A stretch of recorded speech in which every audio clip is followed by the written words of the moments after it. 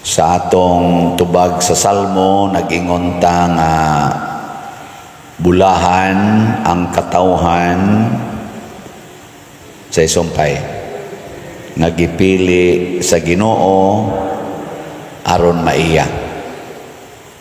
Nganong bulahan man ang katawhan nga pilion sa Ginoo, tungod kay di na sila mamatay, naa sila'y kinabuhi nga way katapusan, kay ang Ginoo kinabuhi man. Ang Ginoo mauman ang tuburan sa kinabuhi. Lingi ay mong tupad, ing na naapil kas gipili is Ginoo. Ing na kono, na naapil ka. Nyaon sa may timailhan nga naapil ta. Matod pa ni Kristo, kinsa tong mahimong akong gusto nga mosunod kanako, pasabot mamimbro sa iyang pinili nga katawhan, tulo ka butang ang angayng hinumduman. Kalimtan niya ang iyang kaugalingon. Sa isunod, pasano niya ang iyang cross. Yan sa isunod, og mosunod kaniya. Mao na siya, deny yourself, take up your cross, and follow me. Mao ni ang challenge, mausad ni ang atong objectives nganong magsigit ag simba, nganong nahimutang Katoliko, nganong ni aning mga sakramento, ni aning doktrina nga gitudlo sa simbahan.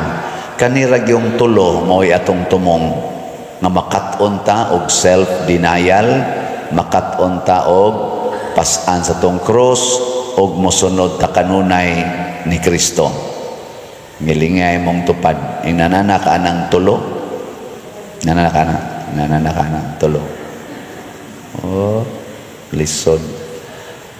Sa unang pagbasa, gisgutan diri nga ang mga tao kuno nagkausa, usa nalay ilang hunahuna, usa na ilang pinulungan. Wa makauyon ang Ginoo nga nagkahiusa ang mga tao dito sa Babel, tungod kay ang ilang gibasihan sa ilang pagkahiusa mao naman ang ilang kaugalingon. Kana bang gitawag nato bag the selfish motive. Kay kani manggo mga tao nga selfish, kusog ini silang muhiusa. Kana ba maghiusa ba? Selfish. Maghiusa unya gusto nila nga ang ilang gusto mao gyud matuman. Mao nang di na sila mo ilag Ginoo, ang ilan ang gusto mao'y Ginoo nila. Ipatuman gina nilang ilang gusto. Na karon unsa may nagustuhas mga tao, magpundok ta, maghimo tag syudad, atong himuag turi nga moabot ngadto sa langit. Maayo nang tumunga dili. Ito ba? Magpundok ta, maghimo tag syudad, nya maghimo tag turi nga mosangko sa langit. Maayo na dili. Uy, kusga eh. Ambot lang, basta wa ka uyon ang Ginoo, gisayunan kag maghimo kag turi nga mosangko ngadto sa langit. Dili pa gani ka kaabot tunga pila may height anang langit di kanang atong makita. Kana lang usang atong makita ba kanang itawag na tog langit, pila may height ana. Labing minus na ana sa mga 30,000 feet. Kay kanang eroplano mo ingon na gana mo announce na sila nga we will fly at the altitude na unsa na 30,000 or 33,000 feet. Nya og maghimo ka nagturi nga 33,000 feet, malusno ra gina, di man nakapiog. Nya inig kalusno maamong ang tanan. Unsa man ni siya nga symbolism, pride. Kaning garbo mga igsoon, mao ni siya motudlo nato nga sige ra gina siya saka, siging saka hangtod anha na makaamgo ang tao nga pagarbuhon kung malusno ng iyang garbo. Kanabang inigkalusno sa garbo. Ang garbo way limit ang iyang ambisyon. Malimot gud siya usahay nga wa na day siya nagtugkad sa yuta. Naglutaw na di ay. Niya inigkalutaw na niya, gasigig yapon siya ambisyon, inigkalusno ana, anha pa siya makaamgo. Daghan kay na. Daghan kay na. Labi na sa ato mga politicians, daghan kay dihang mga pagarbuhon, apil na sad mi ana mga pare, garbuhon kay tanan. Kana bang ang imog yung gusto mo ay matuman ba? Dili ang gustos Ginoo. Muna imong Ginoo, kalimti ng inyong garbo. Practice og self-denial. Kay ang garbo magod nakasintro sa self. Selfish maginang garbo. Giing na imong tupad. Inaon sa roy ambisyon nimo. Ning na ba inaon sa ambisyon nimo? Mailhan na nimo sa imong giplano. Kung ang imong giplano nga magkahiusa ang tao pinaagi sa pagtinabangay kana dili na garbo ang imong gigamit, Diyos nun nga kinaiya gitawag og pagkamapaubsanon. Kana bang gusto ka nga magtinabangay ang mga tao, dili mag-iyahay. Pero ang imo ganirong ambisyon nga ikaw kinahanglan gyud madato, patay ka diha. Sige, ato na sa ning i-relate sa ato mga political kuan karon ganing sitwasyon. Duha man ni kabuk atong team Duterte, team Marcos. Kinsa Manila ang tan-aw nato naggamit anang gitawag og prinsipyo nga self-denial. Kana bang ang ambisyon nila na magsigi ra gyud pangalagad or kanang ambisyon na moingon ang ako gyud maoy matuman.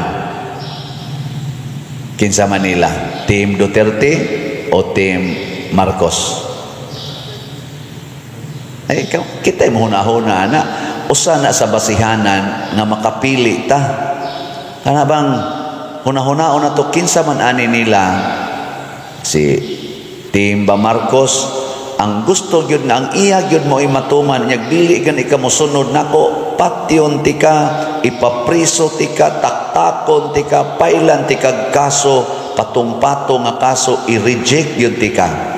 Og asa man ani nila ang kanang mo-welcome og mga oposisyon. Kana bang gitawag og welcoming sa mga gitawag og mga enemies. Paminawon ang mga enemies.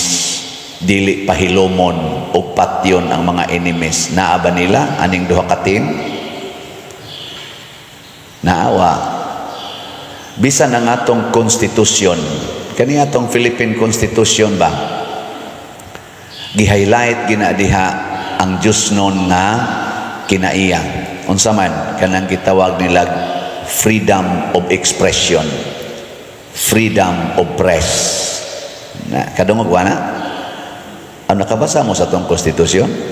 Ako wa man sa ko kabasa kay na, pero kana usa nas gi-highlight freedom of expression, freedom of press, freedom to assemble together. Mga right ni nato isip mga citizens. Kinsa man aning team Marcos or team Duterte ang mudawat og mga criticism gikan sa mga media men or social media, kinsa Manila mo'y atong butaran.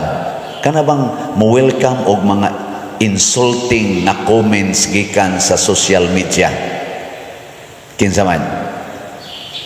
Kanang masuko o niya ang musulti ipapriso dayon, pahilomon dayon, di na nato butaran.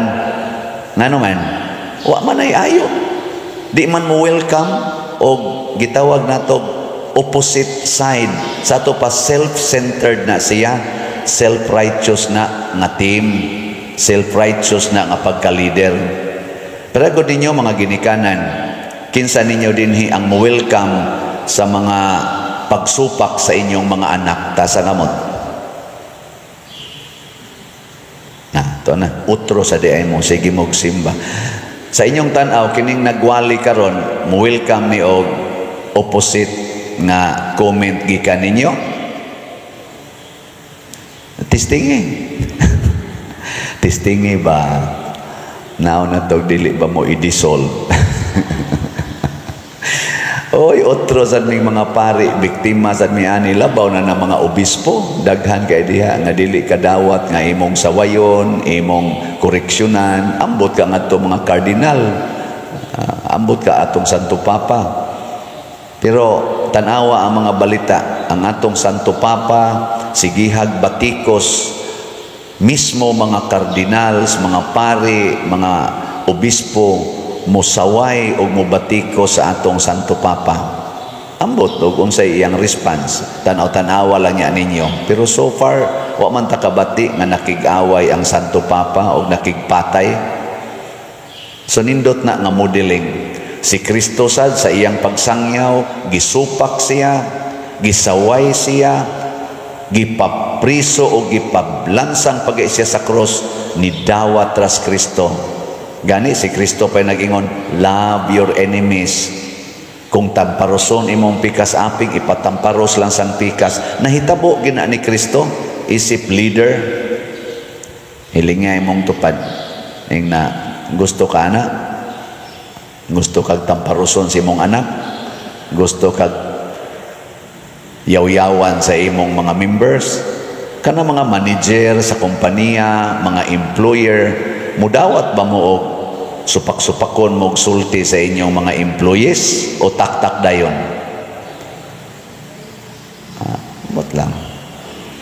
Mao na kinahanglan ta og gitawag og welcoming heart, welcoming mind, open ba to suggestions. Kaya kini manggong mga oppositions, mabitan din sa atong political sitwasyon na agyo'y administrasyon na asay opposition. Bisan gani sa atong sit up sa atong governance, na agit tay 10 tulo ka branches na dili ni sila kanang labaw sa usag-usa, equal footing. The executive branch, sa isunod na awasan mo'y kalibutan. The executive branch, nga mauna na diya ang presidente o ang vice presidente o mga kabinet, mga sekretaris, o niya na adiha ang atong legislative branch, kanang tigpanday o balaod, na adiha sa gani ang Congress o ang Senate, niya na adiha tayo judiciary, na adiha to mga korte, hangtod ngadto sa Supreme Court. O mo na judiciary. Kani sila, doon na ni sila yung mga kaugalingong function na independent from each other. Separation of power. Kung mahitabo na gani ang executive mudiktar na sa legislative o sa judiciary, masuko ng Ginoo na. Nganuan, mahimo namang selfish ang presidente. Mahitabo gani nga ang legislative maunay mudiktar sa executive o sa judiciary, patay sa tadiha ngatong nasod.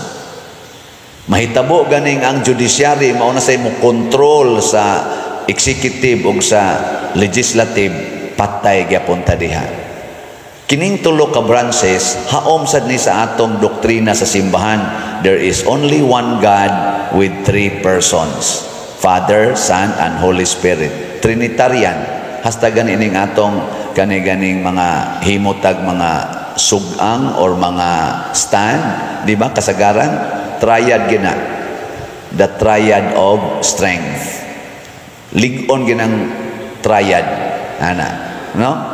Tulo. Bisan gani kanang moal sa tagbugat, unsay ato isulti? 1, 2, 3. Alsa dayon.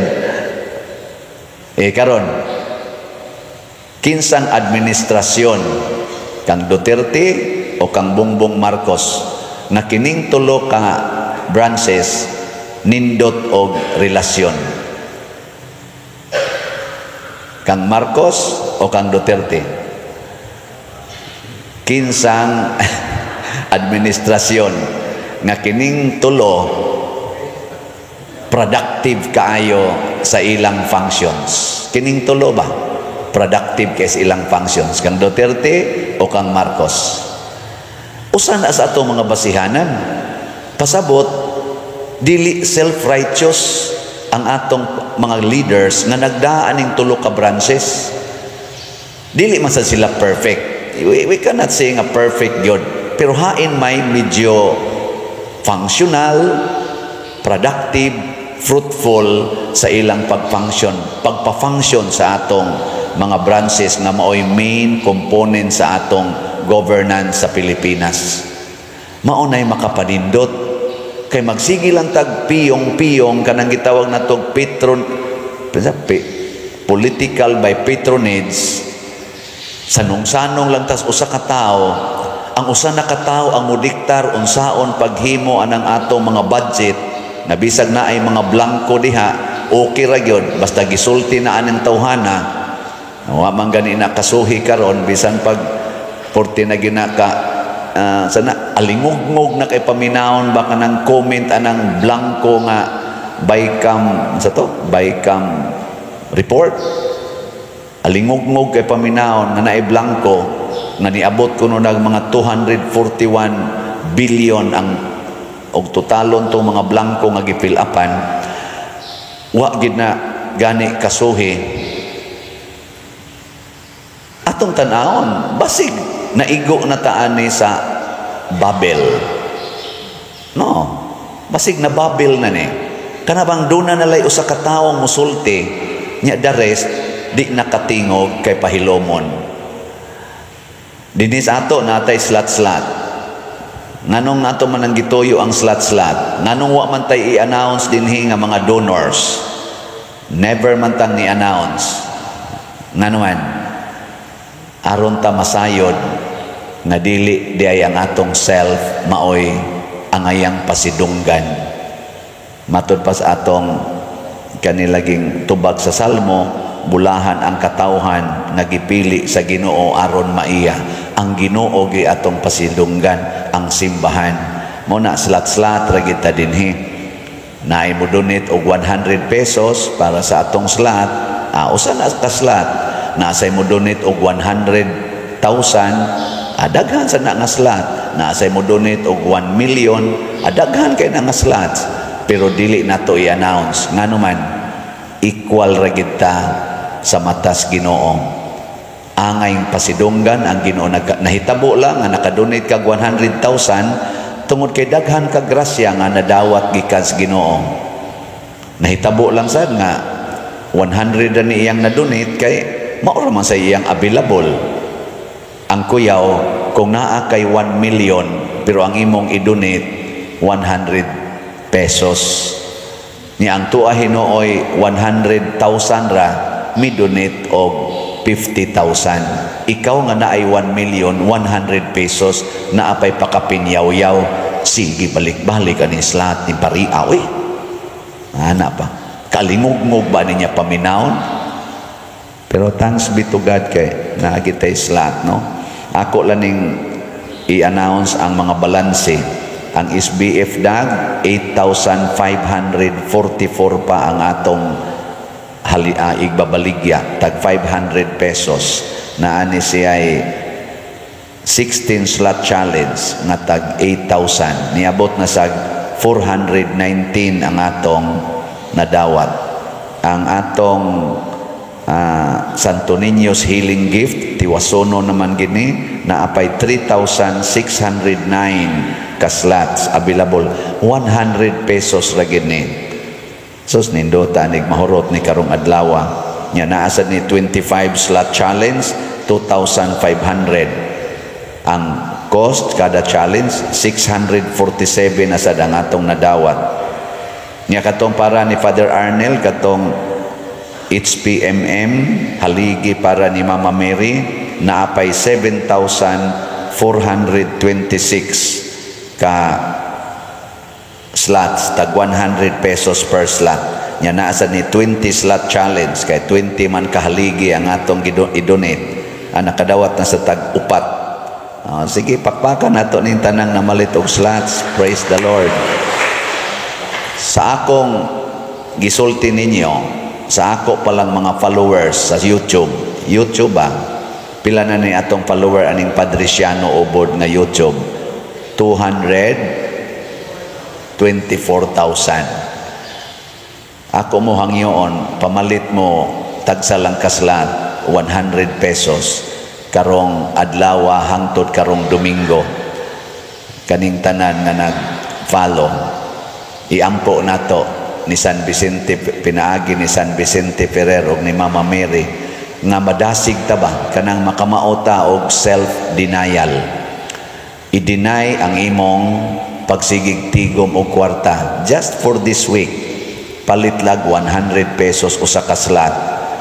Di ba makita nato ang diferensya? Mulambo ang simbahan. Ayaw pagtukod og imong personal nga tore. Tukura ang katilingban.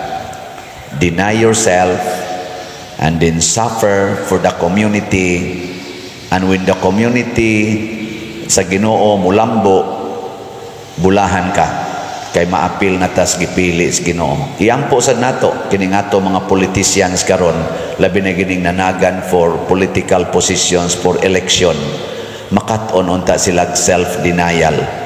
Team Duterte or Team Marcos, practice that self-denial for the sake of our country, for the sake of the entire Filipino people. Anindog ta.